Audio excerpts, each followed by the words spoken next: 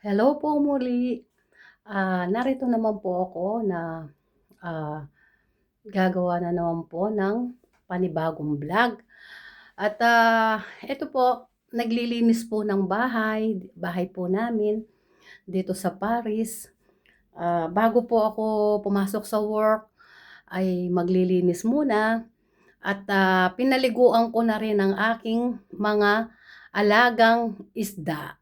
Kaya ayun po, ipapakita ko po sa inyo ngayon ang mga alaga kong isda at saka ayun nga po yung ang bahay po namin dito sa Paris.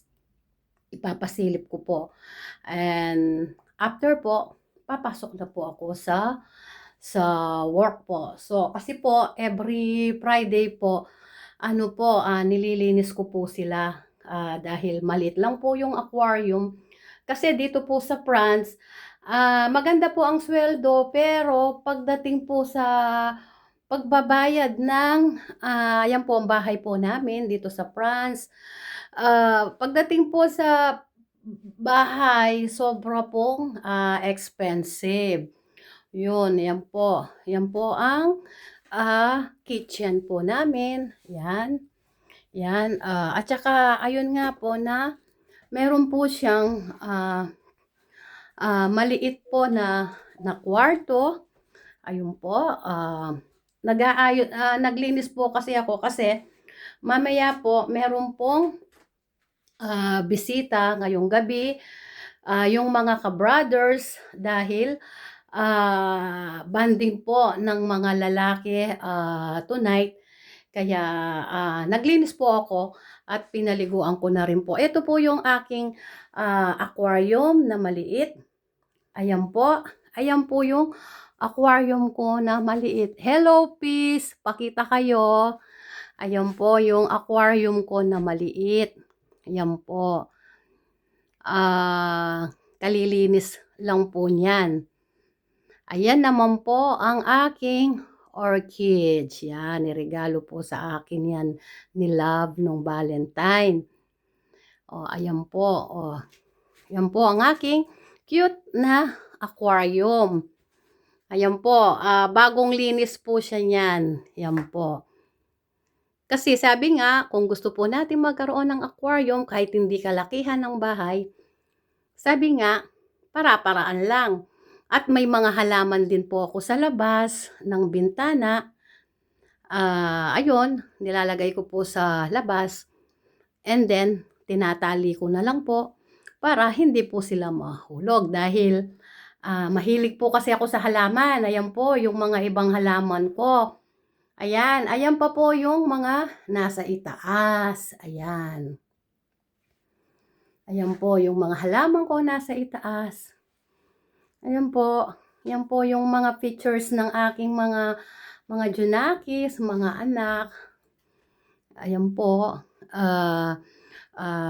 Tapos, ang bahay po namin dito sa France is 30 Mètres, 1 room, isang salon, and then 1 kitchen. Pero ang mahal po ng bayad, like 700 euro, pero hindi po siya kalakihan. Pero ang maganda lang po kasi dito sa Paris, yung food. Yung mabibili mo yung gusto mo, makakain mo. Hindi po kagaya sa Pilipinas, ang mamahal po. Parang minsan talagang nakakaano na po yung bilihin. Lahat po ng umupo na presidente, nangako po sila na mumura ang bilihin. Ngayon po, parang ang dati ang galunggong ay ano po, yung pagkain po ng mahihirap daw dati. Ngayon po, pagkain na rin po ng mayaman dahil sobrang mahal ng galunggong. Ako po, favorite ko po yung prito at saka paksiw. Kaya, ayun po, pinapakita ko po kasi ang bahay dahil bago pa lang po akong nagpa-vlog, ayun po, hindi ko pa po masyadong alam, kaya pasensya na po kayo kung minsan nagsasalita po ako ay umihingal po ako dahil katatapos ko lang pong maglinis po ng bahay. Tsaka siyempre po kailangan mag-diet na rin para mas sabi nga para good health. Kaya nga po sa mga manonood po dito, lalo na po sa mga OFW po na kagaya ko po, lagi lang po tayong mag-pray kay God kung ano man po mga problema po natin, ibigay po natin kay Lord dahil si Lord lang po ang magbibigay ng kalakasan sa atin, kagalingan. Sabi nga, we are saved by grace. Kaya manampalataya po tayo sa Panginoon. Kahit na busy po tayo sa mga trabaho, wag po nating kalimutan ang mag-church ng every Sunday po.